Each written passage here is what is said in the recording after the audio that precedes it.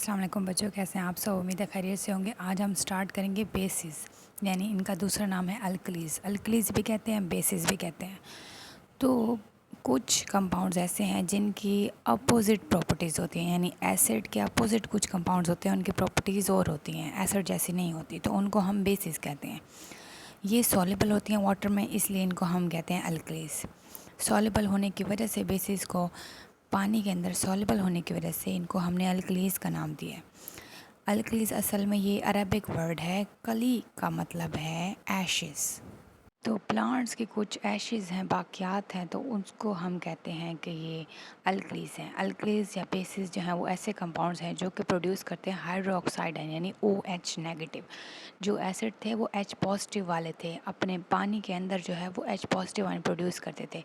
लेकिन इनका जो एक्वस सोल्यूशन है, ये जब पानी के अंदर हम इनको डालेंगे तो ये OH नेगेटिव आयन प्रोड्यूस करेंगे, तो हम फिर कह सकते हैं कि ये अल्कलीज़ हैं। सोडियम हाइड्रोक्साइड, ये देखें NaOH, Na जो है सोडियम का सिंबल है, OH जो है हाइड्रोक्साइड का है। Potassium hydroxide KOH, calcium hydroxide CaOH twice. तो Ca जो है वो कैल्शियम का है, OH ट्वाइस हाइड्रोक्साइड का। ये फार्मूला है कैल्शियम हाइड्रोक्साइड का, OH ट्वाइस दो हाइड्रोक्साइड होते हैं। तो यहाँ पे कुछ अल्कलीज़ हैं, उनके फार्मूले हैं sodium hydroxide NaOH, potassium hydroxide KOH, calcium hydroxide CaOH twice, ammonium hydroxide NH4OH। Ammonium का फार्मूला NH4 है, OH हाइड्रोक्साइड है, तो ये बेस है। तो ये सारी अल्कलीज़ हैं। अब हमें कैसे पता चलेगा अल्कलीज़ है? ये हाइड्रोक्साइड लगा हुआ है इनके साथ, OH जहाँ जहाँ पे लगा होता है जिन कंपाउंड्स के साथ, हम कह सकते हैं कि ये बेसिस हैं, अल्कलीज़ हैं। हम नीचे देखें, ammonium hydroxide NH4OH, magnesium hydroxide MgOH, magnesium का Mg है, हाइड्रोक्साइड के साथ OH ट्वाइस है। ये फार्मूलाज आपको याद करने पड़ेंगे एज इट इज़, और बहुत आसान है। हाइड्रोक्साइड को तो आप OH ही करते जाएंगे।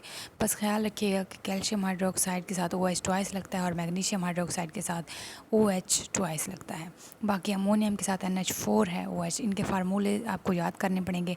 ये कुछ 4 आपको अल्कलीज़ दिखाई गई हैं जो कि बहुत ही इंपॉर्टेंट हैं और इनका यूज़ बहुत ज़्यादा होता है। डू यू नो में लिखा हुआ है all alkalis are bases but all bases are not alkalis. तो मतलब इसका है कि कुछ तो सॉल्युबल होती हैं वाटर के अंदर, कुछ सॉल्युबल नहीं होती, वो हम आगे पढ़ेंगे। प्रॉपर्टीज़ ऑफ बेसिस और अल्कलीज़ के ऊपर आएँ तो ये सोपी टच है। ये असल में जो आपका हैंड वॉश और साबुन उनका देखें तो ये सोपी टच होता है, झाग की तरह ये नज़र आती है हमें। तो एक्वस सोल्यूशन जो है ऑफ बेसिस का वो सोपी टच की तरह होता है, तो मतलब ये झाग की तरह होते हैं। अच्छा, एसिड जो थे वो रेड कलर देते थे लिटमस पेपर को, लेकिन ये ब्लू कर देते हैं। फिनोल्फ्थलीन कलर लेस होता है, कोई कलर नहीं होता, लेकिन अगर बेस के अंदर डालें तो वो पिंक हो जाता है।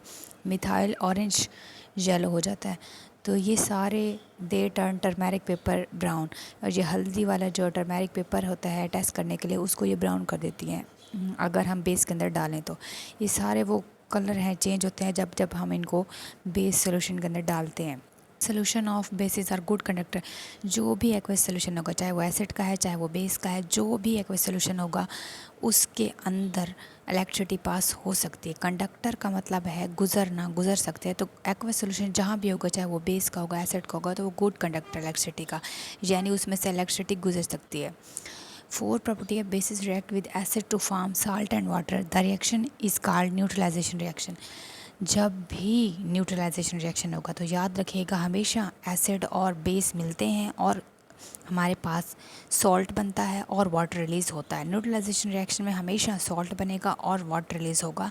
और कौन रिएक्ट करेगा? एसिड और अल्कली, यानी बेस रिएक्ट करेंगे। तो यहाँ पे एसिड हमारे पास हाइड्रोक्लोरिक एसिड है HCl, और अल्कली हमारे पास बेस जो है NaOH है, तो यहाँ पे NaCl बना है और साथ में H2 वाटर रिलीज़ हुआ है। तो ये जो है इंपॉर्टेंट रिएक्शन है न्यूट्रलाइजेशन रिएक्शन का। ये एसिड में भी ऐसे सेम था और बेस में भी ऐसे ही सेम था। और एसिड बेस जब भी मिलते हैं तो सॉल्ट बनता है और वाटर रिलीज़ होता है, और इस प्रोसेस को न्यूट्रलाइजेशन रिएक्शन कहते हैं। उसके बाद फिफ्थ प्रॉपर्टी ये है कि जब अल्कलीज़ को हम हीट करेंगे अमोनियम के साल्ट के साथ, यानी अमोनियम क्लोराइड NH4Cl के साथ, तो अमोनिया गैस रिलीज़ होगी। और कैसे पता चलेगा कि ये अमोनिया गैस रिलीज़ हुई है? तो इसकी पंजेंट स्मेल, इसकी चुभन वाली सख्त स्मेल जब निकलेगी, खुशबू तो नहीं होगी लेकिन वो सख्त चुभन वाली तेज़ स्मेल निकलेगी, तो हमें पता चल जाएगा ड्यूरिंग एक्सपेरिमेंट कि ये अमोनिया गैस निकली है। Ammonia also turn moist red litmus. ये अमोनिया साथ में अगर लिटमस के अंदर हम करें ऐसा, लिटमस साथ रखें, तो ये लिटमस सोल्यूशन को, जो लिटमस पेपर को जो है वो क्या कर देगी, ब्लू कर देगी। रेड लिटमस को हमेशा ये ब्लू करती है। कौन? Ammonia gas. यहाँ पे रिएक्शन है कैल्शियम हाइड्रोक्साइड और NH4Cl के साथ। हमने ये हीट जब किया है तो कैल्शियम क्लोराइड आया है, वाटर और अमोनिया गैस रिलीज़ हुई है। ये एक्सपेरिमेंट दिखाया गया है जब हमने हीट किया है तो डिलीवरी ट्यूब के अंदर से आगे देखें ऊपर अमोनियम गैस निकल रही है। अच्छा, उसके बाद नेक्स्ट प्रॉपर्टी है कि अल्कलीज जब भी रिएक्ट करेंगी फ़ैट के साथ, चर्बी के साथ, जब हम इसको रिएक्शन करवाएंगे अल्कली को, तो हमारे पास सोप प्रोड्यूस होगा और ग्लिसरीन प्रोड्यूस होगी। तो इंपॉर्टेंट रिएक्शन है ये। उसके बाद हम यूसेस की बात करें कि यूज़ कहाँ कहाँ पे है बेस और अल्कली का। तो सबसे पहले हमारे पास बेस आती है, अल्कली आती है, sodium hydroxide NaOH।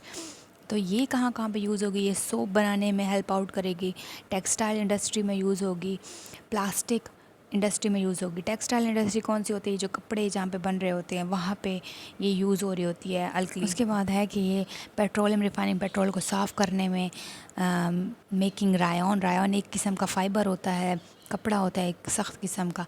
The manufacturing of paper pulp and medicine, paper pulp की, पेपर बनाने वाला जो पेपर पल्प होता है उसकी तैयारी के अंदर भी ये यूज़ होता है साफ़ करने में। और मेडिसिन के अंदर यूज़ होता है। ओपनिंग ब्लॉक ड्रेन्स, ये जो नालियाँ, बंद नालियाँ होती हैं गटरों की, उनको खोलने में सोडियम हाइड्रोक्साइड यूज़ होता है। कैल्शियम हाइड्रोक्साइड कहाँ कहाँ पे यूज़ होता है? कैल्शियम हाइड्रोक्साइड का सबसे पहले नाम देख लें, इसको स्लेक्ड लाइम यानी भुजा हुआ चूना कहते हैं इसको, कैल्शियम हाइड्रोक्साइड को। ये कहाँ कहाँ? ये ब्लीचिंग पाउडर की तैयारी में यूज़ होता है।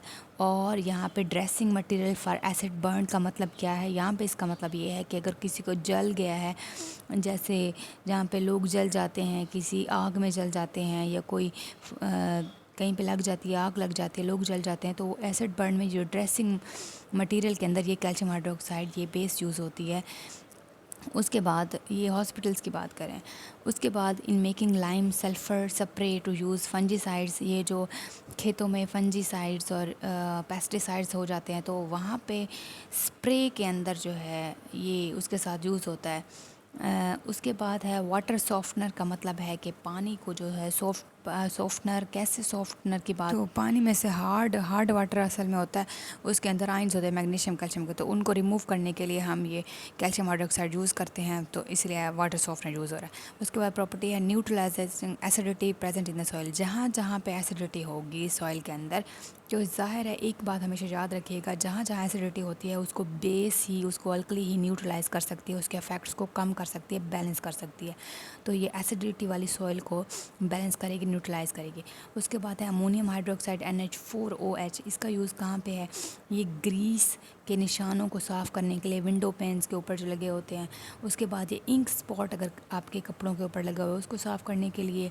और रीएजेंट इन लेबॉर्ट्री, काफ़ी सारे वर्क हो रहे होते हैं लैब के अंदर, तो वो एज अ रीएजेंट जो है ये वहाँ काम करेगी, रिएक्शन को तेज़ करने के लिए वहाँ पे काम करेगी। उसके बाद है ट्रीटमेंट ऑफ बी स्टिंग, अगर बी स्टिंग कहीं पे आपको काट लिया है, बी ने डंक मारा है, तो ये वहाँ पे अमोनियम हाइड्रोक्साइड आपको हेल्पफुल होगी, न्यूट्रलाइज करेगी। अच्छा, एक और बात, जब आपका हाथ जल गया है तो टूथपेस्ट लगाते हैं, तो टूथपेस्ट असल में क्या है? उसके अंदर अल्कली है। तो जहाँ पे आपका जल जाता है आपका हाथ, तो वहाँ एसिडिटी हो रही होती है, बर्निंग हो रही होती है, तो वो जो मिनिमम कर देता है, न्यूट्रलाइज कर देता है, तो वो कौन करता है? वो बेस करती है, यानी जहाँ जहाँ पे एसिडिटी होगी वहाँ बेस न्यूट्रलाइज करेगी। एक और बात कि आप मैदे वाला सिरप यूज़ करते हो, तो मैदे वाला सिरप, आपकी मैदे के अंदर एसिडिटी हो रही होती है, तो मैदे वाला सिरप क्या है? वो अल्कली है, बेस है, तो वो वहाँ पे एसिडिटी को न्यूट्रलाइज करेगा। ओके, हम साल्ट्स का नेक्स्ट पढ़ेंगे, तब तक अपना बहुत सारा ख्याल रखिएगा और चैनल को सब्सक्राइब कर दें, वीडियो को लाइक कर दें, कमेंट कर दें, शेयर कर दें। मिलते हैं नेक्स्ट लेक्चर में। Thank you so much. अल्लाह हाफिज़।